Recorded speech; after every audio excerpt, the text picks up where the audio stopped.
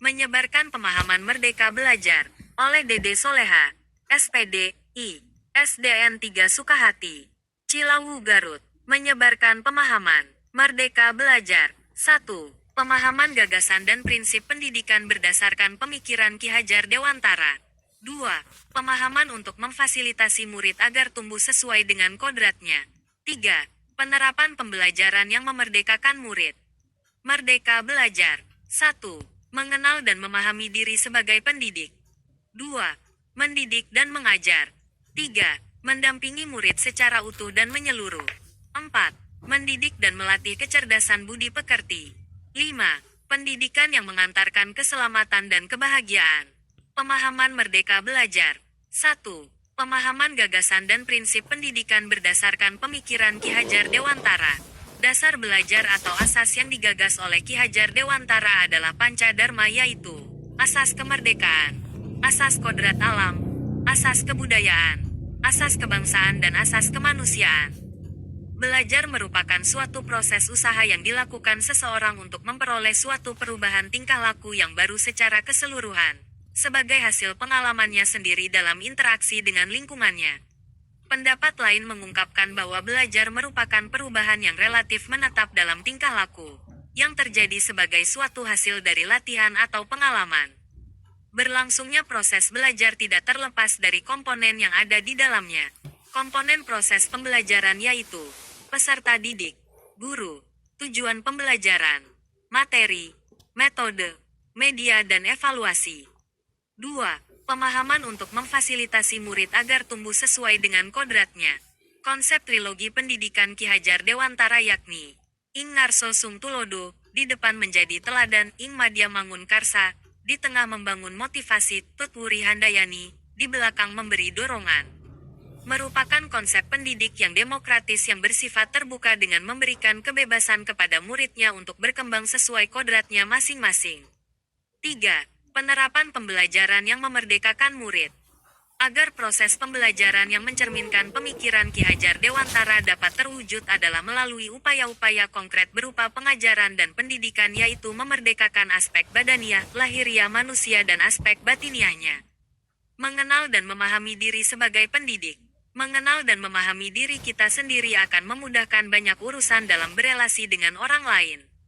Beberapa orang bahkan merasa lebih puas dengan pekerjaannya setelah mampu mengenali dirinya sendiri, sebab mereka jadi lebih percaya diri dengan skill serta passion yang dimilikinya.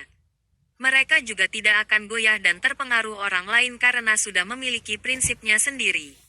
Dengan kata lain, mengenali diri sendiri bisa menjadi langkah awal untuk menemukan arah hidup kita yang lebih jelas. Melakukan evaluasi diri adalah hal terpenting yang harus dilakukan saat menilai sesuatu, termasuk diri kita sendiri, anak didik maupun rekan kerja sesama pendidik. Evaluasi bisa kamu jadikan refleksi akan hal-hal yang biasa kamu lakukan, bagaimana dampaknya, dan alasan dibalik terjadinya perilaku tersebut. Evaluasi ini bisa diterapkan dengan cara memerhatikan reaksi dan perasaan kita sendiri saat mengalami sesuatu. Merasakan perasaan kita sendiri juga berarti meluangkan waktu untuk bertanya pada diri sendiri. Hal ini bisa menjadi saat-saat penting untuk kita berterus terang dan mendapatkan nilai evaluasi yang objektif pada diri sendiri. Guru haruslah sepenuhnya menyadari apa kemampuan, potensi dirinya dan terus-menerus belajar untuk meningkatkannya supaya bisa terus berperan dalam meningkatkan kualitas mutu pendidikan SDM bagi generasi bangsa. Modul 2. Mendidik dan mengajar. Banyak anak didik yang pintar tapi memiliki perilaku yang kurang baik. Padahal kecerdasan dan attitude harus sama-sama dimiliki oleh anak didik kita. Jadi kita harus menyeimbangi ilmu dan sikap kepada anak didik kita. Mendidik adalah memproses siswa menjadi baik, sopan santun, jujur, bertanggung jawab. Mengajar adalah memproses orang menjadi pintar, cerdas, pandai. Jika kita bersekolah cuma hanya menjadi sebuah lembaga pengajaran, dan tidak mendidik, akibatnya siswa kita hanya pintar, tetapi tidak baik. Mendidik dan mengajar itu berbeda, tetapi keduanya saling membantu dan saling mendukung. Sebagai guru atau pendidik, kita harus mendidik anak-anak kita supaya berbicara jujur, baik, tolong-menolong sesama orang lain, sopan santun terhadap guru dan orang lain. Sedangkan mengajar, kita harus mengisi ilmu-ilmu pembelajaran, mengisi konsep-konsep dalam pembelajaran, dan menerangkan ilmu pembelajaran. Jadi mendidik dan mengajar itu berbeda. Sebagai guru atau pendidik, kita memiliki ajaran mendidik dan mengajar yang berbeda-beda. Kalau menurut saya, mendidik dan mengajar anak misalnya harus percaya diri. Kita harus kreatif dalam mengajar, bisa mengkondisikan kelas, harus menarik, dan tidak boleh kaku. Modul 3. Mendampingi murid secara utuh dan menyeluruh. Sebagai guru harus bisa mendampingi siswa-siswinya dengan utuh dan menyeluruh. Hal ini karena guru berperan sebagai pengganti orang tua saat di sekolah. Membimbing dan mendidik siswa agar berkepribadian Pancasila sudah selayaknya ditanamkan oleh guru. Sebuah pertanyaan yang bisa dijawab oleh para guru. Dan bisa saja jawabannya berbeda, tergantung dengan situasi dan kondisi alam serta lingkungan sosialnya. Kemajuan teknologi sangat dibutuhkan dalam pembelajaran agar efektif dan efisien. Siswa belajar dari alam sesuai perkembangan zaman. Itu tak bisa dipungkiri. Guru harus bisa mengimbangi dan mengatasinya, agar siswa bisa terasah keterampilannya. Modul 4. Mendidik dan melatih kecerdasan budi pekerti. Budi pekerti adalah tingkah laku, akhlak, perangai, atau watak Kamus Besar Bahasa Indonesia. Menurut Ki Hajar Dewantara, budi pekerti adalah perpaduan antara gerak pikiran, perasaan, dan kehendak atau kemauan sehingga menimbulkan tenaga. Pendidikan adalah pembudayaan buah budi manusia yang beradab dan buah perjuangan manusia terhadap dua kekuatan yang selalu mengelilingi hidup manusia yaitu kodrat alam dan zaman atau masyarakat. Pendidikan umumnya berarti daya upaya untuk memajukan pertumbuhan budi pekerti, kekuatan batin, karakter, pikiran, intelek, dan tubuh anak menuntun segala kekuatan kodrat yang ada pada anak-anak itu, agar mereka sebagai manusia dan anggota masyarakat dapat mencapai keselamatan dan kebahagiaan yang setinggi-tingginya. Sebagai gambaran sederhana, sosok orang yang berbudi pekerti adalah seseorang yang menunjukkan perilaku baik terhadap orang lainnya. Betapa pentingnya budi pekerti ditanamkan pada sanubari anak didik, sehingga kelak akan menjadi manusia-manusia cerdas yang berkepribadian luhur. Penerapan budi pekerti harus dimulai dari tingkat PAUD hingga SMA SMK. Dan orang dewasa termasuk guru juga harus membenahi diri dengan akhlak yang baik pula, agar sinkron antara ucapan dan perilaku. Modul 5. Pendidikan yang mengantarkan keselamatan dan kebahagiaan. Dengan pendidikan dan cara mendidik yang baik dapat membekali anak didik menjadi generasi yang mampu menghadapi segala rintangan kehidupan di masa depan, menghantarkan keselamatan dan kebahagiaan. Keselamatan dan kebahagiaan anak menjadi impian setiap orang tua. Hal ini bisa diraih dengan pendidikan baik di lingkungan keluarga, sekolah, dan masyarakat. Pendidikan diraih di keluarga jelas menjadi tanggung jawab seluruh anggota keluarga di rumah. Sekolah jika anak sudah bersekolah dan masyarakat ketika bersosialisasi di lingkungan masyarakat. Untuk mewujudkan anak yang selamat dan bahagia, di sekolah ada banyak hal yang bisa ditempuh. Guru harus banyak belajar untuk menciptakan pembelajaran yang menyelamatkan dan membahagiakan siswa, dalam jangka waktu pendek maupun jangka waktu panjang. Mengapa Ki Hajar Dewantara lebih memilih mengadakan perlawanan dengan cara meningkatkan pendidikan daripada dengan perlawanan fisik?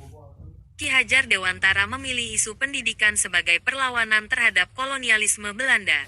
Ia berpendapat bahwa rakyat yang diberi pendidikan yang memadai maka wawasannya semakin luas, yang akan berbanding lurus dengan keinginan mereka untuk merdeka jiwa dan raga. Mengenal tiga semboyan Ki Hajar Dewantara dan artinya. 1. Ingnar Sasung Tulada. Arti Ingnar Sasung Tulada yaitu seorang guru adalah pendidik yang harus memberi contoh atau panutan. Ing berarti di, Narso artinya depan, Sung berarti jadi, dan Tulodo yang merupakan contoh atau panutan. Berarti seorang guru harus mampu menjadi contoh bagi siswanya, baik sikap maupun pola pikirnya. Siswa akan melakukan apa yang dicontohkan oleh gurunya. Bila guru memberikan teladan yang baik maka siswa akan baik pula perilakunya. 2. Ing Madya Mangun Karsa. Seorang guru adalah pendidik yang selalu berada di tengah-tengah para muridnya dan terus-menerus membangun semangat hingga mendukung ide-ide mereka untuk berkarya. Ing artinya, di, Madya memiliki arti, tengah, mangun berarti, membangun, atau, memberikan, dan karsa memiliki arti, semangat, atau niat. Berarti bila guru berada di antara siswanya maka guru tersebut harus mampu memberikan inspirasi dan motivasi bagi siswanya, sehingga siswa diharapkan bisa lebih maju dalam belajar. 3. Tutwuri Handayani. Semboyan ketiga adalah Tutwuri Handayani yang bermakna seorang guru adalah pendidik yang terus-menerus menuntun, menopang, dan menunjuk arah yang benar bagi hidup dan karya anak-anak didiknya. Tutwuri artinya, di belakang, atau mengikuti dari belakang, dan Handayani yang berarti memberikan semangat. Berdasarkan pemikiran Ki Hajar Dewantara bahwa pendidikan menjadi wadah untuk membangun otonomi intelektual, eksistensial, dan sosial. Asas Trikon Ki Hajar Dewantara untuk mengembangkan sistem pendidikan. Pendidikan adalah kunci menjadi manusia yang merdeka. Dengan terus menggali pengetahuan dan keterampilan, kita membebaskan diri dari kungkungan ketidaktahuan dan membangun fondasi untuk menjadi manusia yang merdeka. Tujuan belajar yang disampaikan Ki Hajar Dewantara untuk menjadi manusia yang merdeka merupakan sebuah proses yang dilakukan oleh individu untuk mendapatkan sebuah perubahan baik berupa pengetahuan maupun keterampilan. Proses ini akan dilalui oleh individu sejak lahir hingga akhir hayat. Ini sesuai dengan hadits Nabi Muhammad SAW. Tuntutlah ilmu sejak dari buayan hingga liang lahat. Guru sebagai seorang pendidik sebaiknya tidaklah merasa menjadi orang yang serba tahu. Karena pengetahuan saat ini bisa didapat dari berbagai sumber. Bisa saja murid belajar dari berbagai media sosial yang dimilikinya. Melalui media sosial murid dapat belajar kebudayaan asing. Oleh karena itu, guru perlu mengembangkan dirinya dengan ilmu dan teknologi. Karena pendidikan adalah suatu proses yang dinamis. Pendidikan terus berubah dan berkembang sesuai dengan kondisi zaman, dan juga kondisi murid. Guru sebagai fasilitator, agar tetap mendampingi murid memiliki landasan yang kuat untuk menjelajahi dunia yang penuh tantangan dengan tetap berbudaya bangsa Indonesia. Memandang murid sebagai manusia secara utuh harus menjadi dasar para pendidik dalam mendampingi murid dan menentukan tujuan pembelajaran. Merencanakan pembelajaran sesuai kebutuhan murid yang akan membantu murid-murid kita mengembangkan kekuatan lahir batinnya. Berdasarkan tantangan di atas, para pendidik perlu belajar lagi asas Trikon, kontinu, konvergen dan konsentris berdasarkan pemikiran Ki Hajar Dewantara. Asas Trikon merupakan jawaban yang tepat menuju pembelajaran yang berpihak kepada murid dengan tetap berbudaya bangsa Indonesia. Mewujudkan murid yang merdeka mengembangkan ilmu pengetahuan sesuai zaman dengan tetap berbudaya bangsa Indonesia. Penerapan asas Trikon dalam kerangka kurikulum merdeka. 1. Asas kontinu. Kontinu dalam proses pembelajaran sejatinya tersirat dalam rencana pembelajaran atau modul ajar. Proses pembelajaran dilaksanakan terus-menerus. Guru sebagai pendamping murid dalam menentukan tujuan pembelajaran. Cara belajar murid yang sesuai dengan minat. Guru mendampingi murid dalam merefleksikan pengalaman belajarnya. Asesmen diagnostik yang dilaksanakan oleh guru sebelum pembelajaran akan membantu dalam merespon tujuan belajar yang diharapkan oleh murid. Ketika murid sudah terlibat dalam perencanaan akan memudahkan dalam menentukan gaya belajar yang diminati oleh murid. Hal ini melahirkan murid belajar mandiri. 2. Asas konvergen. Sebagai ujung tombak pelaksana kebijakan pendidikan, guru perlu belajar dari berbagai sumber tentang teori belajar yang saat ini sedang berkembang. Teori-teori yang berkembang saat ini perlu disesuaikan dengan kondisi bangsa Indonesia. Perlu adanya keseimbangan dalam menyikapi teori belajar yang dari luar negeri dengan budaya bangsa. Dalam istilah Islam konvergen bisa dikatakan tawasul, seimbang dalam menyikapi sebuah perubahan. Belajar dari penyebaran Islam oleh Wali Songo, menerima budaya agama sebelumnya yang bisa dilaksanakan dalam ajaran Islam. Sebagai bentuk keseimbangan kita harus mau menerima budaya asing dengan menyesuaikan kebudayaan bangsa Indonesia. 3. Asas konsentris. Asas ini diartikan sebagai pengembangan pendidikan yang dilakukan harus tetap berdasarkan kepribadian kita sendiri. Tujuan utama pendidikan adalah menuntun tumbuh kembang anak secara maksimal sesuai dengan karakter kebudayaannya sendiri. Oleh karena itu, meskipun Ki Hajar Dewantara menganjurkan kita untuk mempelajari kemajuan bangsa lain, tetap saja semua itu ditempatkan secara konsentris dengan karakter budaya kita sebagai pusatnya. Karenanya, Tujuan utama pendidikan diarahkan kepada bagaimana menuntun tumbuh kembang anak setinggi-tingginya sesuai dengan karakter budayanya sendiri. Kita boleh mempelajari atau menggunakan teori atau dasar pendidikan dari bangsa lain. Namun harus kita sesuaikan dengan budaya daerah agar memperoleh kemajuan yang sesuai dengan harapan. Demikianlah aksi nyata ini saya buat dan lakukan sebagai implementasi pemahaman saya terhadap salah satu topik pelatihan mandiri di platform Merdeka Mengajar. Mohon bantuan Bapak Ibu Guru untuk memberikan tanggapan di tautan berikut. https://forms.gle-forms.ws72 Fuj 8 Asatang 27. Terima kasih.